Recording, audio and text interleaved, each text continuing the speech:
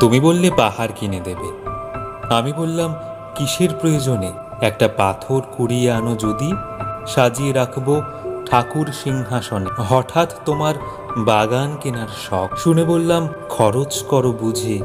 একটা বরং গোলাপ কিনে এনে নিজের হাতে খোঁপাই দিও গুঁজে। সেদিন বললে বিদেশ নিয়ে যাবে, হেসে বললাম, অর্থ অপচয়, তার চেয়ে চলো দুজন মিলে বসে নদীর পাড়ে দেখব সূর্যোদয়।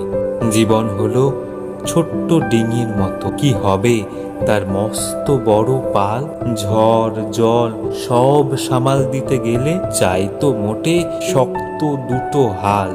আমরা হলাম মাটির কাছে জীব, সারা জীবন মাটির মাপেই রুই। চাওয়া পাওয়া ছোট্ট হবে যত, জীবন তত হবে মানানসই।